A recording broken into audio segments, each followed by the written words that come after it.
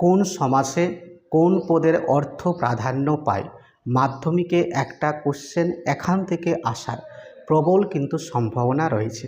আমরা এই বিষয়টা অঙ্কের ফরম্যাটে বুঝি। দেখো, প্রত্যেকে কিন্তু মন দিয়ে ভিডিওটা দেখবে।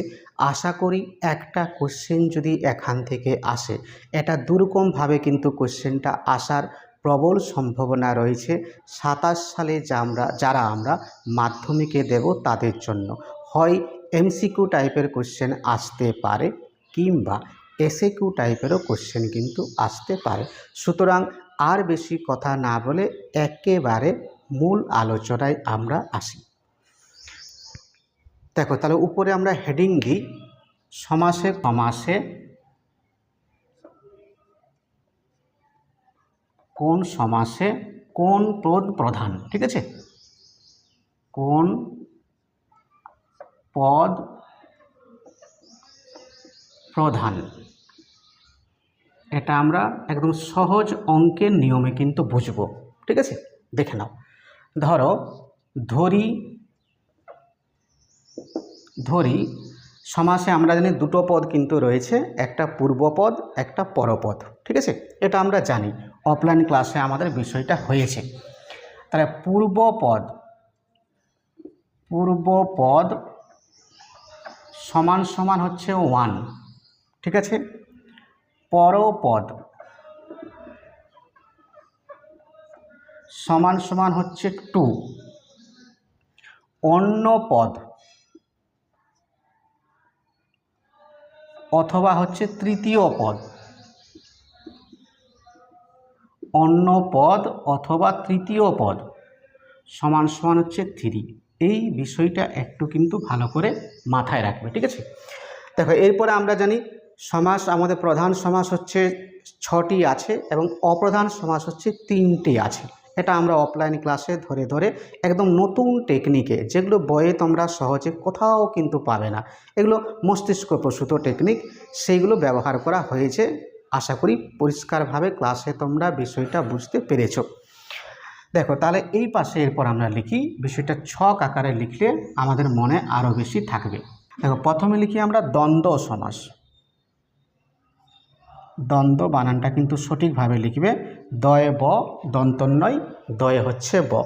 তাহলে দ্বন্দ্ব সমাসে উভয় পদ কিন্তু হচ্ছে প্রধান, তাই এখানে আমরা লিখব মানে দ্বন্দ্ব সমাসে পূর্বপদের অর্থ কিন্তু বোঝায় আর পরপদের অর্থকেও বোঝায়। যেমন বাবা মা, বাবা ও মা, বাবার অর্থকেও এখানে বোঝাচ্ছে বা প্রাধান্য পাচ্ছে এবং মায়ের অর্থ কিন্তু প্রাধান্য পাচ্ছে।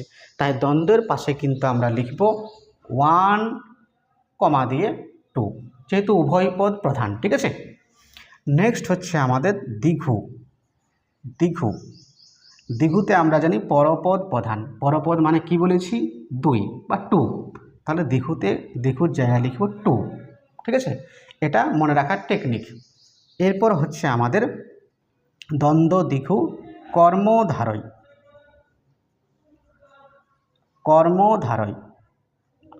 এই সমাসে আমরা জানি পরপদ প্রধান, পরপদ মানে কি 2। ঠিক আছে, তাহলে এখানেও আমরা লিখব 2। নেক্সট হচ্ছে আমাদের তৎপুরুষ সমাস। তৎপুরুষ এই সমাসও আমরা জানি পরপদ প্রধান, তাহলে পরপদ সমান হচ্ছে 2, তাহলে তৎপুরুষ সমান হচ্ছে 2। 2 মানে হচ্ছে পরপদ, 1 মানে হচ্ছে আমাদের পূর্বপদ, বলে দিয়েছি। ঠিক আছে, একদম সহজ টেকনিক, অঙ্কের ফরম্যাট। তারপর হচ্ছে আমাদের দ্বন্দ্ব দ্বিঘু কর্মধারয় তৎপুরুষ বহুব্রীহি। বহুব্রীহি সমাসে আমরা জানি পূর্বপদ প্রধান নয় বা পূর্বপদকে বোঝায় না, পরপদের অর্থকেও কিন্তু বোঝায় না, তাহলে এখানে তৃতীয় পদ বা অন্য পদকে বোঝায়। তাই আমরা লিখেছি অন্য পদ আর তৃতীয় পদ যদি হয় তাহলে 3। ঠিক আছে, তাহলে এখানে হচ্ছে 3। নেক্সট হচ্ছে আমাদের অব্যয়ীভাব সমাস। অব্যয়ীভাব এই সমাসে পূর্বপদের অর্থ প্রাধান্য পায়, তাহলে অব্যয়ীভাবের জায়গায় লিখব আমরা 1। নেক্সট হচ্ছে আমাদের নিত্য সমাসে পূর্বপদের অর্থ প্রাধান্য পায়, তাহলে পূর্বপদ যদি হয় তাহলে হচ্ছে ওয়ান, পূর্বপদ হচ্ছে আমাদের ওয়ান। ঠিক আছে, তাহলে দেখো, তাহলে কি বললাম, দ্বন্দ্বের ক্ষেত্রে আমরা মনে রাখবো 1 2 অর্থাৎ উভয় পদ প্রধান, দ্বিগুর ক্ষেত্রে হচ্ছে 2 পরপদ প্রধান, কর্মধারের ক্ষেত্রে 2 পরপদ প্রধান, তৎপুরুষের ক্ষেত্রে 2 পরপদ প্রধান, বহুব্রীর ক্ষেত্রে অন্য পদ বা তৃতীয় পদ প্রধান। তাহলে অন্য পদ তৃতীয় পদের জায়গায় 3, তাহলে 3 লিখেছি। অব্যয়ীভাব পূর্বপদের অর্থ বোঝায় 1, নিত্য সমাসে পূর্বপদের অর্থ বোঝায় 1। তাহলে কত সহজ বিষয়টা। এরকম তোমরা ভিডিও যদি পেতে চাও তাহলে অবশ্যই এই চ্যানেলটা তোমরা, যদি তোমাদের মনে হয় কাজে লাগবে, সাবস্ক্রাইব করে রাখো। পরবর্তীকালে এখান থেকে কিন্তু নতুন ভিডিও আরও আসছে। আজকের ভিডিওটা এই অবধি। নেক্সট ভিডিওতে খুব শীঘ্রই আবারও তোমাদের সঙ্গে কিন্তু দেখা হচ্ছে। ততক্ষণের জন্য প্রত্যেককে অসংখ্য ধন্যবাদ।